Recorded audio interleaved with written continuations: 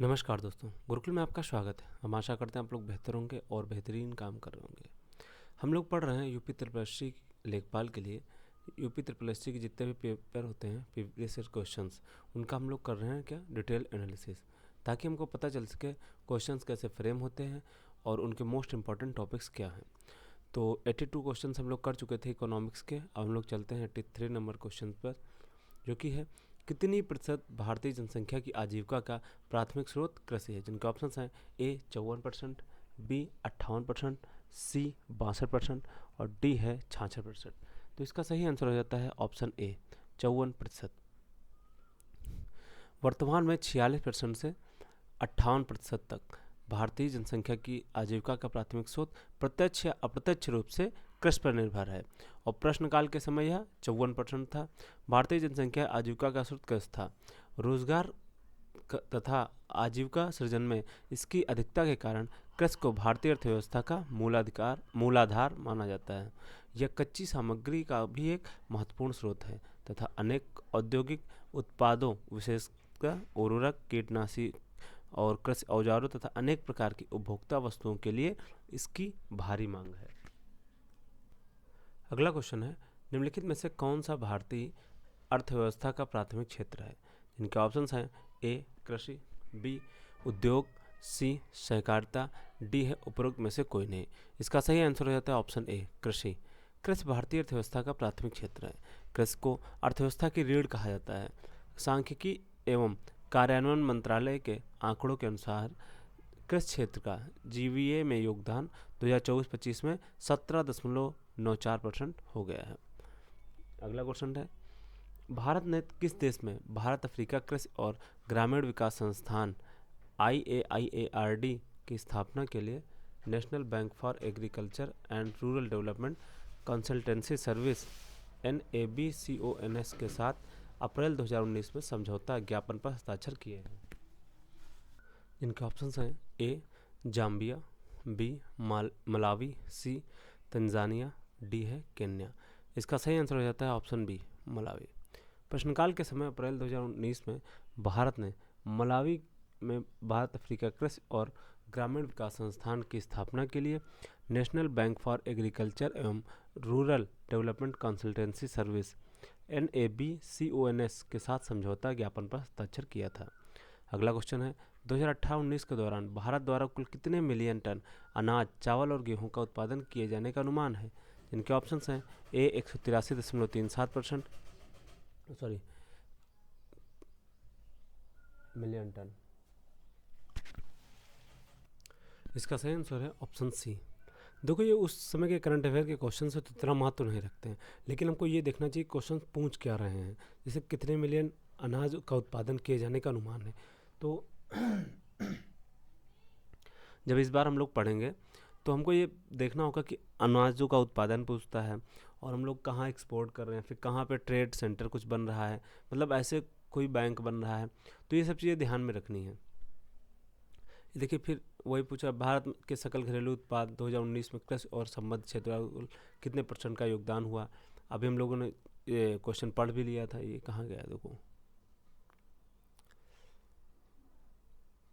24-25, अच्छा 24-25 का था। तो ऐसे ही ये करंट अफेयर में पूछते रहते हैं। देखो 15.87% सी। फिर अगला क्वेश्चन है, कृषि निर्यात नीति 2018 का लक्ष्य 2022 तक भारत के कृषि निर्यात को कितने US डॉलर तक पहुंचाना था। इनके ऑप्शंस हैं ए 40 बिलियन से अधिक, बी 60 बिलियन से अधिक और सी था 50 बिलियन से अधिक और डी 70 बिलियन। इसका सही आंसर 60 बिलियन से अधिक। ये प्रश्नकाल के समय की बात है। कृषि निर्यात नीति 2018 का लक्ष्य था 2022 तक कृषि के निर्यात को 60 बिलियन US डॉलर से अधिक तक बढ़ाना। ठीक है, ये है ठीक ठाक क्वेश्चन। निम्नांकित में से किस क्रांति ने तिलहनों के उत्पादन में वृद्धि उत्पन्न की। जिनके ऑप्शंस हैं ए हरित क्रांति, बी श्वेत क्रांति, सी स्वर्ण क्रांति, डी है पीली क्रांति। तो कुछ तिलहन की हम बात कर रहे हैं। तिलहन कैसा होता है, जैसे सरसों होता है, सरसों का फूल कैसा होता है, पीला। ठीक है, तो इससे हम क्या कनेक्ट कर सकते हैं, पीली क्रांति। इसका सही आंसर हो जाता है ऑप्शन डी। हरित क्रांति का संबंध खाद्यान्न उत्पादन से है, जबकि श्वेत क्रांति का संबंध दुग्ध उत्पादन से, और स्वर्ण क्रांति जो है बागवानी से, तथा पीली क्रांति तिलहनों से है। ठीक है, अगला क्वेश्चन है, विशेष कृषि क्षेत्र स्थापित करने वाला पहला भारतीय राज्य कौन सा है? जिनके ऑप्शन हैं, ए तमिलनाडु, बी पंजाब, सी उत्तराखंड, डी गुजरात। इसका सही आंसर हो जाता है ऑप्शन सी उत्तराखंड। विशेष कृषि क्षेत्र SAZS स्थापित करने वाला पहला भारतीय राज्य उत्तराखंड था। विशेष कृषि क्षेत्र में कृषि गतिविधियों के लिए जैसे कृषि को 24 घंटे विद्युत आपूर्ति, सिंचाई, विपणन, प्रसंस्करण केंद्र, मृदा परीक्षण, जैविक कृषि को बढ़ावा देने के लिए प्रति परिवार एक व्यक्ति को प्रशिक्षित करना आदि शामिल है। SAZ को विशेष आर्थिक क्षेत्र SEZ की तर्ज पर जैविक, देखो ये SEZ क्या है, स्पेशल इकोनॉमिक जोन, और ये क्या है, स्पेशल एग्रीकल्चर जोन, ठीक है, की तर्ज पर जैविक कृषि को बढ़ावा देने व निर्यात हब बनाने के लिए राज्य सरकार द्वारा लागू किया गया है।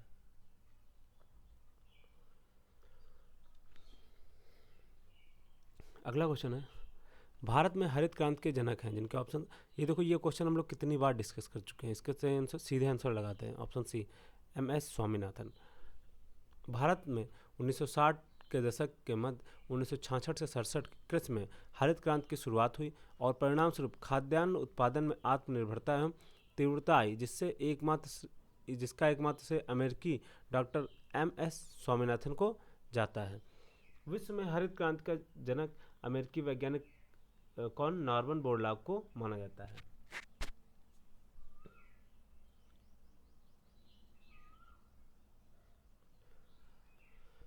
अगला क्वेश्चन है, सामान्यतः किसान क्रेडिट कार्ड निम्न में से किसके द्वारा निर्गत नहीं होता है? जिनके ऑप्शंस हैं, ए नाबार्ड, बी व्यापारिक बैंकों द्वारा, सी सहकारी बैंकों द्वारा, और डी है क्षेत्रीय ग्रामीण बैंकों द्वारा। इसका सही आंसर क्या हो जाएगा? Option A NABARD. किसान क्रेडिट कार्ड योजना का लक्ष्य है कि किसानों को फसलों की ज़रूरत के साथ फसलोत्तर गतिविधियों के लिए आवश्यकता अनुसार और समय पर तथा कम लागत पर प्रभावी तरीके से ऋण सहायता मुहैया कराई जाए। इस योजना के अंतर्गत बैंक शाखाएं ऐसे किसानों को किसान क्रेडिट कार्ड जारी कर सकती हैं जो अन्य फसल उत्पादन संबंधी गतिविधियों और अन्य फसलोत्तर गतिविधियों के लिए अल्प अवधि के पात्र हैं। यह व्यापारिक बैंकों, सहकारी बैंकों और क्षेत्रीय ग्रामीण बैंकों द्वारा निर्गत होता है, जबकि नाबार्ड द्वारा इसे निर्गत नहीं किया जाता है। इस योजना की शुरुआत 1998 और 99 में, मतलब ये जो लिखा जाता है ये कौन सा, ये वित्त वर्ष होता है 1998-99 में वित्त मंत्री यशवंत सिन्हा द्वारा शुरू की गई थी। अगला क्वेश्चन है, वर्तमान में 2014-15, अभी देखो 2014-15 का है, लेकिन इससे हमको क्या सीखना है कि पूछ क्या रहा है, सकल खाद्यान्न उत्पादन, ठीक है, उस समय की बात कर रहा है। और जब हम बात करते हैं 2024-25 में, तो कितना हो गया है? 357.73 मिलियन टन। ठीक, अच्छा एक चीज़ और देखना, ये सिर्फ ये नहीं पूछ रहा कि मतलब कितना है, इसमें पूछ रहा है बढ़ा है कि घटा है। 2013-14 के मतलब सापेक्ष 2014-15 में बढ़ा है कि घटा है।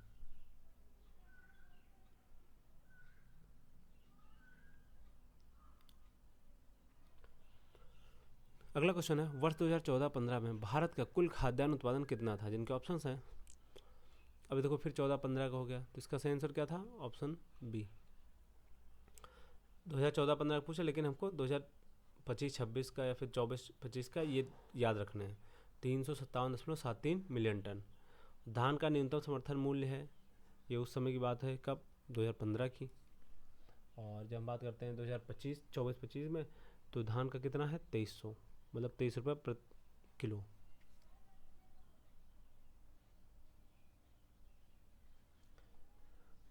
ग्रेड ए धान 2320, ज्वार हो गया 3371, ये प्रति क्विंटल की बात हो रही है। बाजरा 2625 और रागी हो गया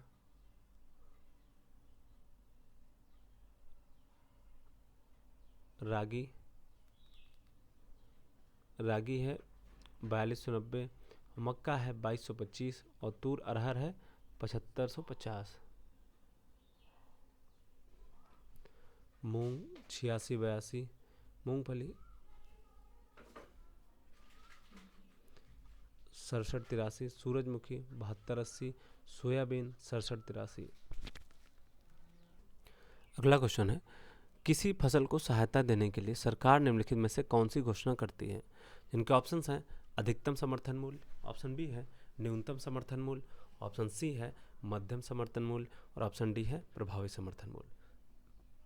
इसका सही आंसर हो जाता है ऑप्शन बी, न्यूनतम समर्थन मूल्य। न्यूनतम समर्थन मूल्य कृषि उत्पादकों के लिए एक प्रकार की बीमा कीमत होती है। इसके द्वारा सरकार कृषकों को आश्वासन देती है कि खाद्यान्न की कीमतें नियत कीमत के नीचे नहीं गिरने दी जाएंगी, और यदि कीमतें न्यूनतम समर्थन मूल्य से नीचे गिरती हैं तो सरकार घोषित न्यूनतम समर्थन कीमत पर खाद्यान्नों का क्रय कर लेती है। ठीक है, और किसानों के हित एवं आत्मनिर्भरता देखते हुए सरकार वर्तमान में 23-22 पर क्या चलता है, न्यूनतम समर्थन मूल्य, और जो 23वीं फसल है गन्ना, इस पर चलती है FRP, मतलब उचित मूल्य, फेयर रेट प्राइस, ऐसे कुछ था। मुख्य फसलों के लिए न्यूनतम समर्थन मूल्य की घोषणा करती है। अगला क्वेश्चन है, भूरी क्रांति किसको बल देने पर केंद्रित है? जिनके ऑप्शन हैं ए चाय और कॉफी के उत्पादन में वृद्धि, बी है कच्चे चमड़े के उत्पादन में वृद्धि, सी उर्वरकों के उत्पादन में वृद्धि, डी है उपयुक्त में से कोई नहीं। इसका सही आंसर हो जाता है ऑप्शन सी, उर्वरकों के उत्पादन में वृद्धि। भूरी क्रांति का संबंध उर्वरकों के उत्पादन में वृद्धि से है, जबकि श्वेत क्रांति का संबंध किससे है, दुग्ध उत्पादन से। अगला क्वेश्चन है, निम्नलिखित में से कौन सा पीत क्रांति से संबंधित है? जिनके ऑप्शन हैं ए पीला, यहाँ पे होगा पीली क्रांति, ए मत्स्य, बी अनाज, सी दुग्ध और सी है तिलहन। इसका सही आंसर हो जाएगा ऑप्शन डी, तिलहन। नीली क्रांति देखो, पीली क्रांति किससे संबंधित है, तिलहन से। नीली क्रांति है मत्स्य उत्पादन से, श्वेत क्रांति है दुग्ध उत्पादन से, हरित क्रांति है खाद्यान्न उत्पादन से, और रजत क्रांति है मुर्गी उत्पादन या अंडा उत्पादन से। ठीक है, अगला क्वेश्चन है, न्यूनतम समर्थन मूल्य का निर्धारक है? जिनके ऑप्शंस हैं ए भारतीय कृषि अनुसंधान परिषद, बी है राज्य सरकार, सी है कृषि लागत एवं मूल्य आयोग, डी है इनमें से कोई नहीं। इसका सही आंसर हो जाएगा ऑप्शन सी, कृषि लागत एवं मूल्य आयोग। न्यूनतम समर्थन मूल्य की घोषणा को 1965 में एल के झा समिति की सिफारिशों के आधार पर लागू किया गया। सरकार MSP का निर्धारण कृषि लागत एवं मूल्य आयोग की सिफारिशों पर 22 अधिष्ट, मतलब 22 जो है उस पर MSP लगता है और गन्ने का FRP होता है। कृषि फसलों का MSP जारी करती है, और MSP रबी खरीफ फसलों के लिए अलग अलग होता है। भारत में MSP की गणना करने के लिए C2 लागत सिद्धांत का अनुकरण किया जाता है। अगला क्वेश्चन है, किस राज्य सरकार द्वारा सबसे पहले किसानों के लिए प्रमाणित बीज प्रत्यक्ष लाभ हस्तांतरण की सुविधा आरंभ कराई गई?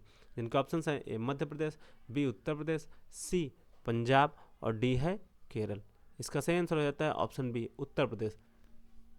उत्तर प्रदेश सरकार द्वारा अप्रैल 2015 में सर्वप्रथम किसानों के लिए प्रमाणित बीज पर प्रत्यक्ष लाभ हस्तांतरण की सुविधा आरंभ की गई थी। अगला क्वेश्चन है, निम्नलिखित में से कौन सी उपज न्यूनतम समर्थन मूल्य के अंतर्गत नहीं आती? जिनके ऑप्शन हैं ए तंबाकू, बी कोपरा, सी सब्जी फल और डी है पटसन। इसका सही आंसर हो जाता है ऑप्शन सी, सब्जी फल। न्यूनतम समर्थन मूल्य वह दर है जिस पर किसानों से सरकार उनकी फसल का क्रय करती है। इसकी अनुशंसा कृषि लागत और मूल्य आयोग CACP द्वारा की जाती है, एवं घोषणा प्रधानमंत्री की अध्यक्षता वाली आर्थिक मामलों की मंत्रिमंडलीय समिति द्वारा की जाती है।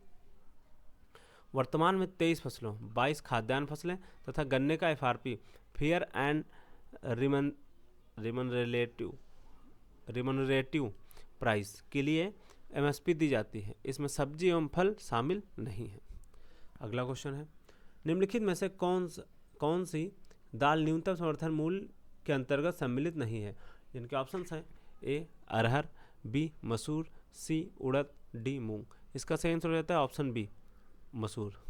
प्रश्नकाल के दौरान मसूर न्यूनतम समर्थन मूल्य में शामिल नहीं थी, वर्तमान में इसको भी शामिल कर लिया गया है।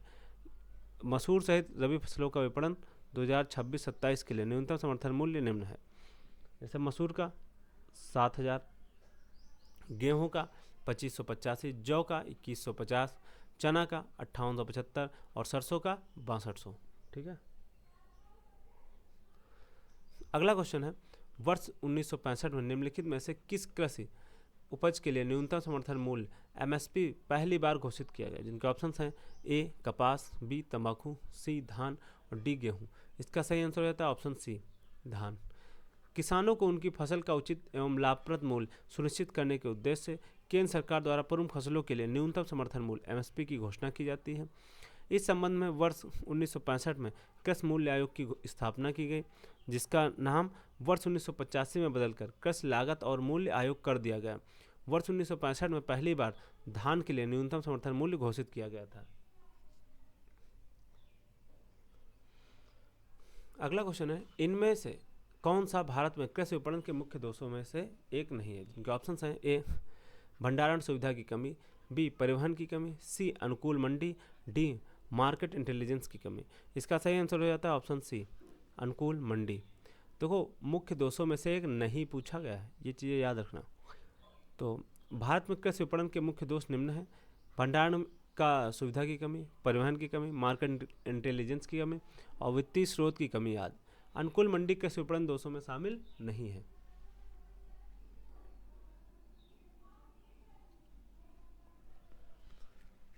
अगला क्वेश्चन है, ICAR रैंकिंग के अनुसार 2016-17 में भारत कृषि विश्वविद्यालय की सूची में इनमें से कौन सा कृषि संस्थान शीर्ष पर है?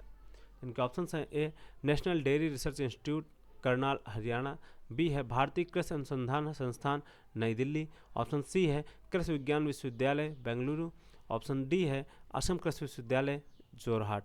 इसका सही आंसर हो जाता है option A national dairy research institute Karnal Haryana. ICAR द्वारा 2016-17 के लिए जारी कृषि विश्वविद्यालयों की सूची में national dairy research institute Karnal Haryana को सर्वप्रथम स्थान दिया गया था।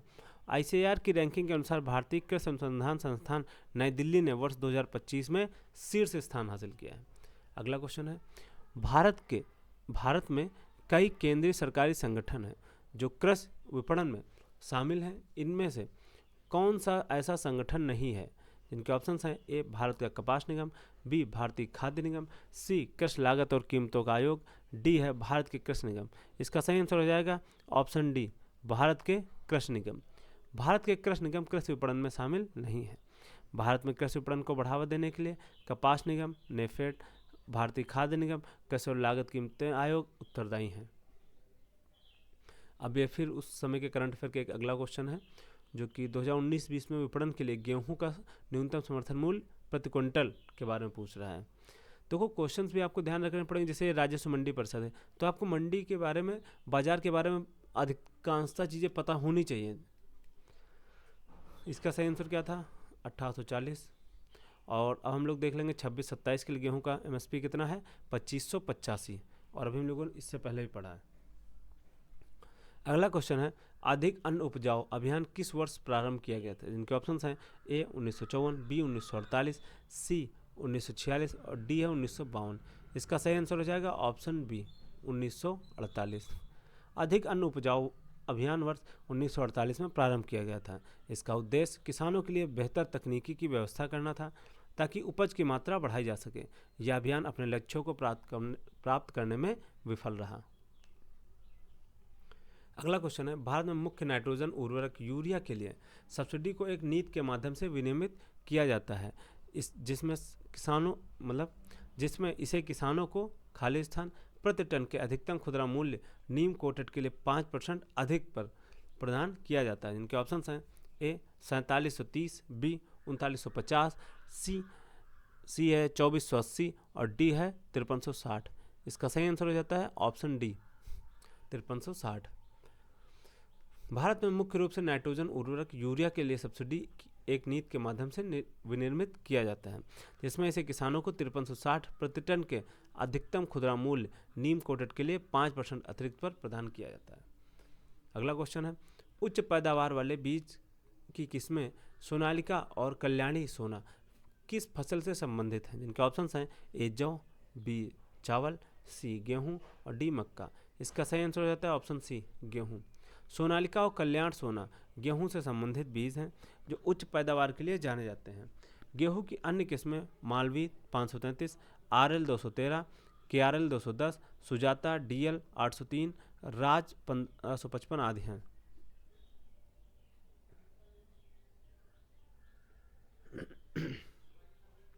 अगला क्वेश्चन है, भारत सरकार के न्यूनतम समर्थन मूल्य के अंतर्गत कितनी फसलें शामिल की जाती हैं? जिनके ऑप्शंस हैं ए 20, बी 22, सी 24 और डी 18। अब देखो हम लोग कितने क्वेश्चंस में पढ़ चुके हैं, जो न्यूनतम समर्थन मूल्य होता है वो कितना होता है? 23 होता है। 22 प्लस 1, गन्ने का क्या मिलता है? FRP। तो इसमें कितना है? 23। देखो 23 फसलों के लिए होता है, 22 अधिदिष्ट फसलें तथा गन्ने का FRP होता है। ठीक है। अगला क्वेश्चन है, पूसा हाइब्रिड 4 किसकी संकर प्रजाति है? जिनके ऑप्शन हैं ए आलू, बी टमाटर, सी केला और डी पपीता। इसका सही आंसर हो जाएगा ऑप्शन बी टमाटर। भारतीय कृषि अनुसंधान संस्थान नई दिल्ली के वैज्ञानिकों ने टमाटर की एक नई किस्म पूसा हाइब्रिड 4 विकसित की है। यह संकर प्रजाति पश्चिमी भारत के लिए उपयुक्त है।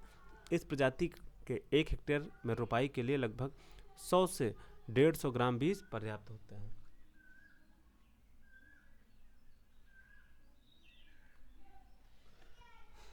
अगला क्वेश्चन है, यदि उपयोग या इस्तेमाल की दर प्रति हेक्टेयर 3 किलोग्राम कीटनाशक है तो 0.4 हेक्टेयर में छिड़काव करने के लिए सिंजन 80% WP की कितनी मात्रा आवश्यकता होगी? देखो इस तरीके से क्वेश्चन है, आप लोग डरना नहीं। क्यों? क्योंकि एक कृषि प्रावधानिक का क्वेश्चन है, ये आप लोगों में नहीं आएगा ऐसे ऐसे बट लेकिन आपको जानना है कैसे सॉल्व होते हैं।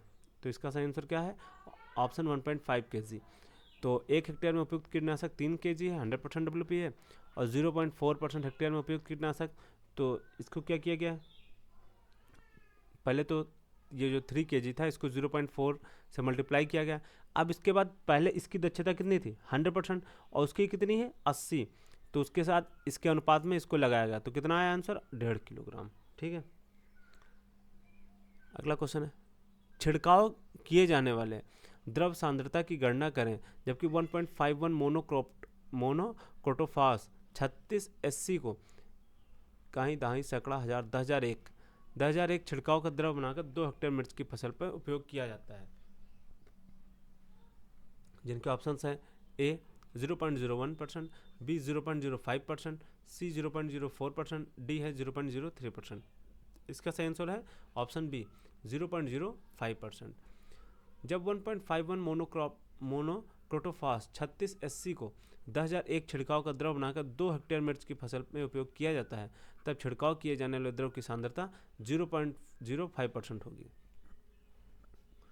अगला क्वेश्चन है, गन्ने के मामले में रोपण सामग्री कहाँ से प्राप्त होती थी? जिनके ऑप्शंस हैं ए गन्ने के निचले 1/3 भाग, बी गन्ने के ऊपरी 1/3 भाग, सी गन्ने का मध्य 1/3 भाग, गन्ने और डी है पार्श्व कलियां। इसका सही आंसर हो जाता है ऑप्शन बी। गन्ने के रोपण सामग्री में अपरिपक्व गन्ने अथवा गन्ने के ऊपरी 1/3 भाग का उपयोग किया जाता है क्योंकि ऊपरी भाग की आंखें ताजी एवं स्वस्थ होने के कारण शीघ्र उग जाती हैं, जबकि निचले भाग की पुरानी आंख पर एक कठोर परत जम जाती है और जो अंकुरण में बाधक होती है। अगला क्वेश्चन है, मार्च 2018 में भारत सरकार ने 2020 तक किसानों की यूरिया सब्सिडी बढ़ा दी। इस पहल का उद्देश्य क्या था? जिनके ऑप्शंस हैं ए सभी गांव में यूरिया की आपूर्ति सुनिश्चित करना, बी वैधानिक नियंत्रित कीमतों पर यूरिया की पर्याप्त आपूर्ति सुनिश्चित करना, सी है भूमि के आकार के बावजूद सभी किसानों को यूरिया की उपलब्धता सुनिश्चित करना, डी है यूरिया की निर्बाध आपूर्ति का उपयोग करके बेहतर कृषि उत्पाद सुनिश्चित करना। इसका सही आंसर हो जाता है ऑप्शन बी वैधानिक नियंत्रित कृषि कीमतों पर यूरिया की पर्याप्त आपूर्ति सुनिश्चित करना। भारत सरकार ने 14 मार्च 2018 को किसानों को दी जाने वाली यूरिया पर सब्सिडी की अवधि बढ़ाकर 2020 तक करने तथा उर्वरक सब्सिडी के वितरण के लिए प्रत्यक्ष लाभ अंतरण डायरेक्ट बेनिफिट ट्रांसफर योजना के क्रियान्वयन के प्रस्ताव को मंजूरी दी। प्रधानमंत्री नरेंद्र मोदी की अध्यक्षता में मंत्रिमंडल की आर्थिक मामलों की समिति ने कहा कि यूरिया की सब्सिडी योजना जारी रहने से किसानों को वैधानिक नियंत्रित कीमतों पर पर्याप्त मात्रा में यूरिया की आपूर्ति सुनिश्चित करने में मदद मिलेगी। ध्यातव्य है कि बजट 2022-23 में सरकार ने कुल सब्सिडी का 17.78% यूरिया सब्सिडी के रूप में घोषित किया है। अगला क्वेश्चन है, भारत द्वारा निर्यात की जाने वाली शीर्ष 5 वस्तुओं में से कौन से 2 कृषि उत्पाद हैं? जिनके ऑप्शंस हैं ए गेहूं और चावल, बी मक्का और चावल, सी चावल और चीनी और डी है गेहूं और चीनी। इसका सही आंसर हो जाएगा ऑप्शन सी चावल और चीनी। प्रश्नकाल के संदर्भ में दिए गए प्रश्न का सही उत्तर ऑप्शन सी है। और भारत विश्व में अनाज से सबसे बड़े उत्पादक तथा निर्यातकों के देशों में शीर्ष पर है। भारत द्वारा सबसे अधिक मात्रा में निर्यात किए जाने वाला अनाज गेहूं एवं चावल है।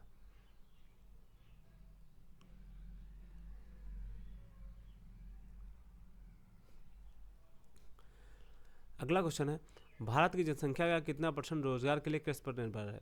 जिनके ऑप्शन हैं ए 45 से 55%, बी 65 से 70%, सी 30 से 40% और डी है 60 से 65%। ये क्वेश्चन हम लोग पहले ही पढ़ चुके हैं। इसका सही आंसर क्या हो जाएगा? Option A. नीति आयोग द्वारा work force changes and employment शीर्षक से जारी डिस्कशन पेपर के अनुसार भारत की जनसंख्या का कुल 45.6% कार्यबल रोजगार के लिए कृषि क्षेत्र पर आधारित है, आश्रित है। इसके अतिरिक्त 23.7% लोग औद्योगिक तथा 30.8% लोग सेवा क्षेत्र में कार्यरत हैं। वर्तमान में भारत की लगभग 47 से 58% आबादी कृषि और उससे जुड़े क्षेत्रों पर रोजगार के लिए निर्भर है, जिसमें नवीनतम आंकड़े लगभग 47% तक दर्शाते हैं। अगला क्वेश्चन है, किसान क्रेडिट कार्ड योजना किस वर्ष लागू की गई थी? जिनके ऑप्शन हैं ए 1995-96, बी 1998-99, सी 2001 और डी है 2004 और 5। इसका सही आंसर हो जाएगा ऑप्शन बी 1998-99। किसान क्रेडिट कार्ड योजना की शुरुआत 1998-99 में की गई थी। इसकी शुरुआत किसानों को उनकी ऋण की आवश्यकताओं, कृषि संबंधी खर्चों की पूर्ति के लिए पर्याप्त एवं समय पर ऋण सुविधा उपलब्ध कराने के लिए की गई थी। साथ ही आकस्मिक खर्च के अलावा जैसे क्रियाकलापों से संबंधित खर्चों की आपूर्ति करवाने का उद्देश्य भी था। और यह ऋण सुविधा एक सरलीकृत कार्यविधि के माध्यम से आवश्यकता के आधार पर प्रदान की जाती है। अगला क्वेश्चन है, भारतीय खाद्य निगम की स्थापना कब हुई? जिनके ऑप्शन हैं ए 5 जनवरी 1962, बी 14 जनवरी 1965, सी 25 जनवरी 1966 और डी है 1 जनवरी 1960। इसका सही आंसर हो जाए ऑप्शन बी 14 जनवरी 1965। भारतीय खाद्य निगम की स्थापना 14 जनवरी 1965 ईस्वी में की गई थी। इसका मुख्यालय चेन्नई तमिलनाडु में है। इसको फूड कॉर्पोरेशन एक्ट 1964 के तहत लागू किया गया है। भारतीय खाद्य निगम भारत में खाद्य सुरक्षा को सुनिश्चित करने हेतु खाद्यान्नों को क्रय करके गोदाम में भंडारित करता है। ये आप यहाँ से आपका क्या होता है, इकोनॉमिक्स का फर्स्ट चैप्टर कंप्लीट होता है। अगला चैप्टर है आर्थिक नियोजन तथा पंचवर्षीय योजनाएं। ये मोस्ट इंपॉर्टेंट चैप्टर है। हर साल इससे हमें क्वेश्चन देखने जरूर मिल जाते हैं। प्लानिंग कमीशन से तो मिलते ही हैं। तो ये अब हम देखेंगे अगली वीडियो में। तब तक के लिए धन्यवाद। मिलते हैं अगली वीडियो में।